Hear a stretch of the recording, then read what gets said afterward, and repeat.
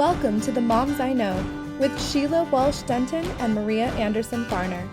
Two moms on a mission to reclaim childhood and take you from surviving to thriving on your parenting journey. The Moms I Know is your go-to source for motivation, inspiration, and resources, and real conversation about motherhood and parenting with intention. Thank you for being a part of our community. We hope you enjoyed this episode. I am a human being meant to be in perpetual becoming. If I am living bravely, my entire life will become a million deaths and rebirths. My goal is not to remain the same, but to live in such a way that each day, year, moment, relationship, conversation, and crisis is the material I use to become a truer, more beautiful version of myself. Glennon Doyle. Hi, this is Maria. And this is Sheila. And we want to welcome you to the 100th episode of The Moms I Know. Whoop, whoop. Yep. Yeah. So congratulations. 100. Yeah, this is really exciting, Sheila, to be having this conversation with you today. That's such a beautiful quote to start this off with. And we are really looking at this concept of how our mothering has evolved, how we are continually striving to become who we are meant to be, and that this idea of motherhood as a spiritual journey, as a catalyst for this growth, this development, and the future is unknown, but we are excited to be in it all together. That's right. It's like, it's so many times motherhood is a journey.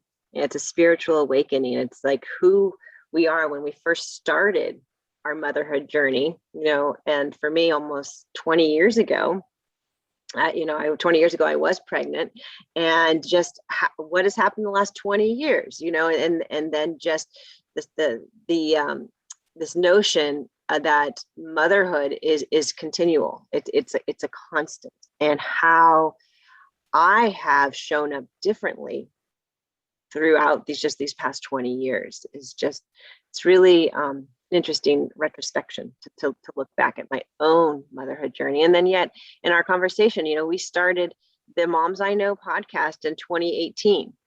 Here we are 100 episodes later, 4 years, and really, I think we have the same goal in mind. I don't feel like I've changed too much, but yet, wow, in the meantime, we've had something that upended everything we knew with the pandemic. And I think as women, we have all had to really draw deep on our own inner strength. This is a time of year where, the days are growing shorter, the nights are growing longer, the winter is coming, but we're also in this more global period of facing this unknown. Some could say a darkness, some could say just this time of change, but that's always the constant. There's always a constant of change. And so we have to adapt, we have to grow, we have to evolve. And it's so interesting because, Sheila, I've known you now for over 15 of those 20 years. And so I've seen the evolution, the development, the change. You're now the mother of young adults and still some teenagers, but also and I'm now a grandmother. Well, I was a grandmother when we started the podcast, but you've seen the change from me as right, when teacher. I first met you, I think right. Your youngest was in the early 20s. Yeah. And so now becoming a grandmother. And so, of course, our mothering changes along the way. Hopefully we continue to grow and to listen, to be in community together. And that has stayed constant. I think our mission in starting this podcast was to amplify the conversations that women were having with each other, so that we were really hearing each other, that we were listening to each other, that we were respecting each other. And I think what the past couple of years has shown us is that we need to draw on those skills even more. We need to make sure that we are in it together, that we are listening to each other, that we're respecting each other's choices and decisions. We don't know what it's like to be in another woman's shoes. We do know that it's hard. We also know that women have really shouldered the majority of the burden of parenting in the past 2 years, the statistics are there. And also that women have shown up with grit and strength and courage, regardless of their choices around all of this, and have carried on. Yeah, I'm just sitting here with everything you just said, and it's really powerful. It's really powerful that as women, as mothers, how much we are left to hold. How much space that we have been holding about. Oh my God, it might tear right up now, but in the sense of just the fear. There's so much fear out there. And one thing that we said, what is the number one tenet of family school, is guardians of childhood. And what we try to do is make childhood safe. Keep childhood safe, keep childhood as it was, hundreds of years ago. I say thousands because it was a little bit brutal. I mean, there's definitely been periods of brutal, and we're going through it and we're showing up. But in my lifetime, this has been really hard. This has been really hard to not show fear, to my children, to make it as normal as we can. That yes, we can have fun, we can smile, we can play, we can listen and play with music, we can listen and play with our friends. But we can probably interview moms across the country, and they would each be able to tell us few things that have been really hard in this past year and a half, 2 years, things that have scared them, things that have not, quote unquote, been right for children to see, to witness. It's just the importance of what we're doing, Maria. That's why we're here. Yeah. But it's been, and you and I, it's been hard for me to show up here in this space, Well, I think that we each have our own set of challenges and trials. I'm saying collectively, right. Every mother out there, every family out there, around the world. We look at the things that are going on globally, and we look at climate change, and we look at all of these things that we're facing. And I saw a statistic the other day that said, young people are really questioning even having children.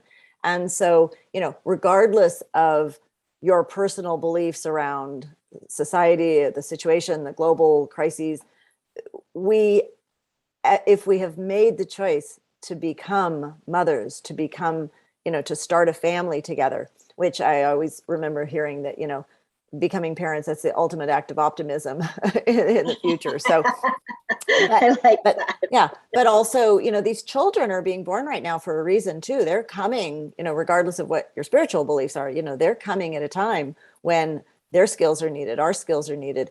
And I think this whole idea of being in community together, I gain strength from you, Sheila. And I know that, you gain strength from a myriad of other women as well. You. And well, thank you. And, and I gain it from other women. And when we talk with each other, when we listen to each other, it's like, oh, you're going through that too, or you're dealing with this, or I dealt with it this way. And so these conversations become even more critical in the time of crises. And it's interesting that this past year and a half, 2 years almost, has been one of isolation, where we're not talking to each other as much. And so we really need to dive down and gain even more strength now to say, wait a minute, regardless of the challenges that we're facing and how we're viewing those challenges, this is what I need to, this is who I need to be for my children. And we did an episode a while back with, the introduction was the Invitation by Oriah Mountain Dreamer. And she talks about this, do we have the strength to get up in the morning and do what needs to be done for the children?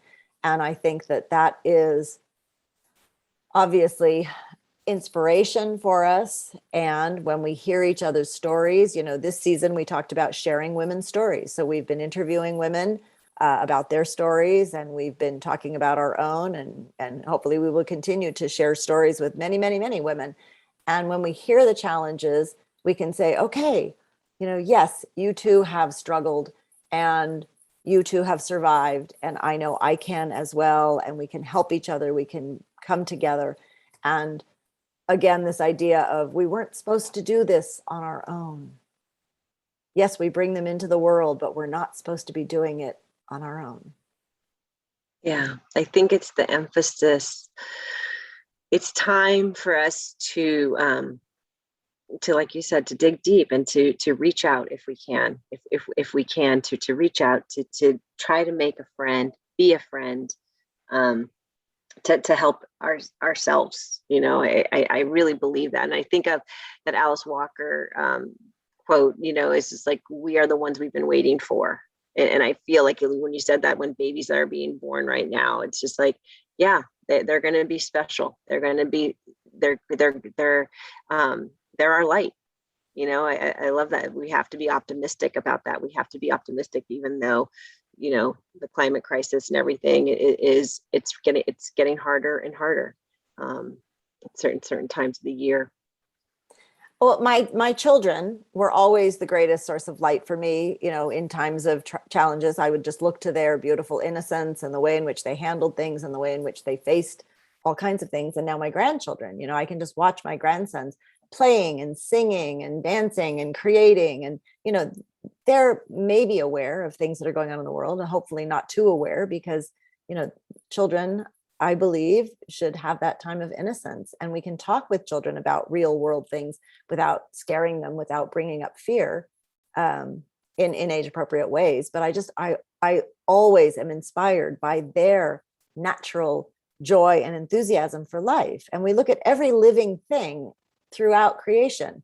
There's this striving for the light and this striving for growth. And I think that we're in this period where we're being faced with a lot of challenges, but it's also an incredible opportunity for us to say, what are my gifts? What am I bringing to the world? And how can I look at the world through the child's eyes and say, there's good and there's beauty. And, we've been traveling around the past couple of weeks, and boy, the world is such a beautiful place.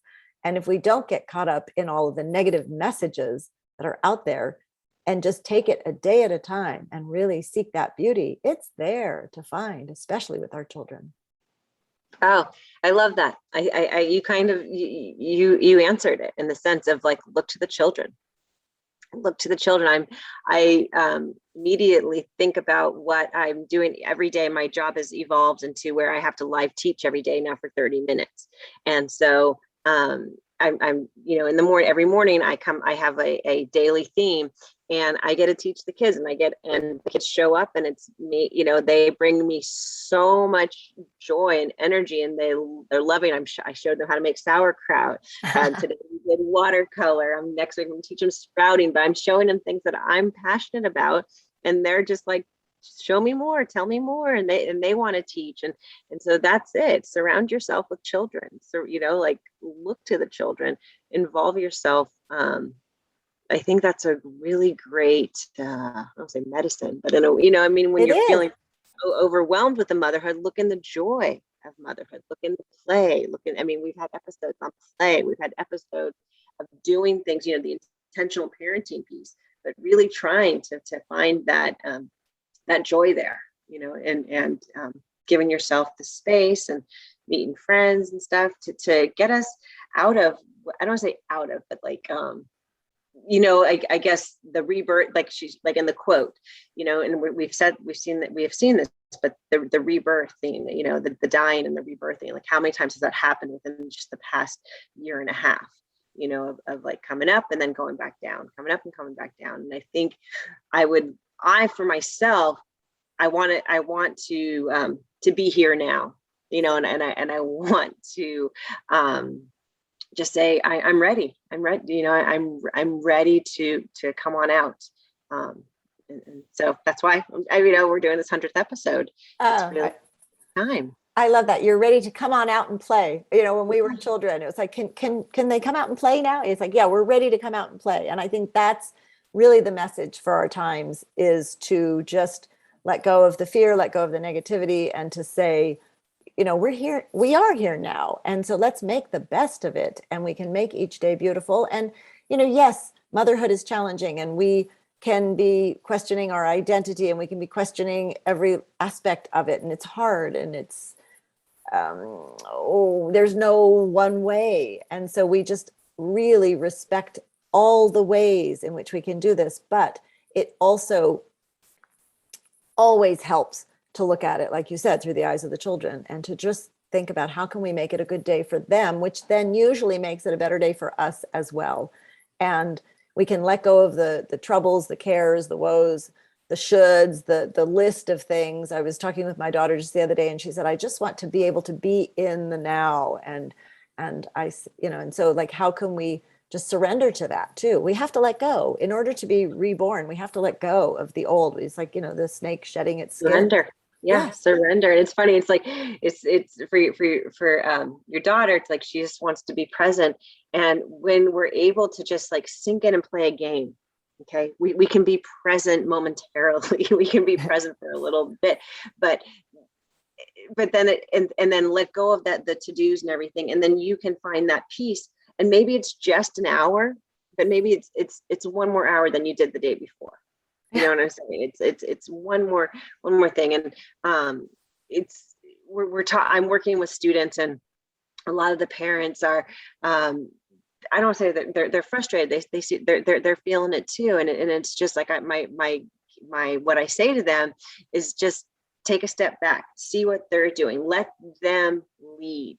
And I'm giving them lists of games to play. I'm giving them kind of similar to what our family school is really, it's really like taking that time, making some space, creating memories together outside or around the game table, and really trying to be present. And it's really, they're able to share and to show me. And it's like, it feels like, okay, it's working.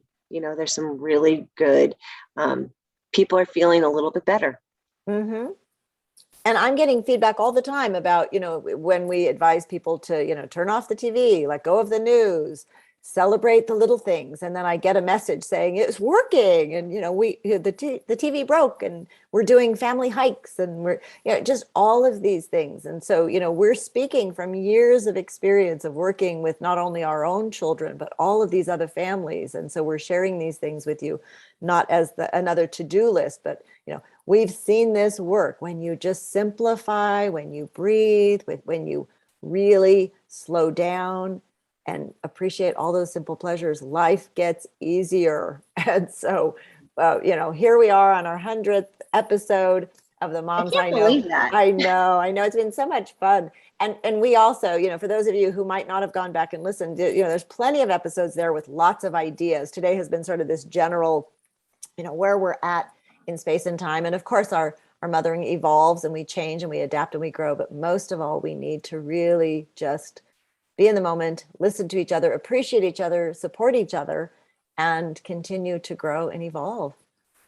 Exactly. And just know that mom muscle is always there, and there's muscle memory and everything, but sometimes you stretch it out to do something maybe you've never done before, getting out of your comfort zone. And that's part of mothering as well, really, really stretching yourself.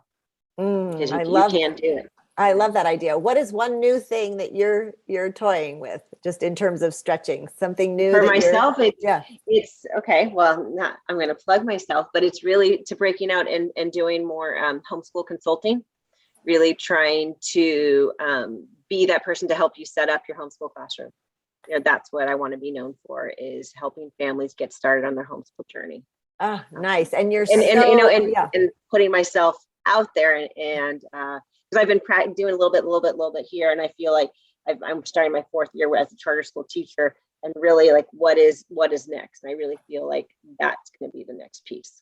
Oh, and you're such an expert at that. And so such an inspiration for so many families. And also, we see the numbers of homeschoolers are increasing. And so whether you're homeschooling your children, or whether you're, they're in school and you're just looking to bring other things into your family culture, Sheila's so wonderful. And I just want to say, it's like, and the reason why I'm stretching that muscle though, is because, next year I might have 2 children out of the house. 2 of my, I have my senior graduating, my son is already a second year at junior college.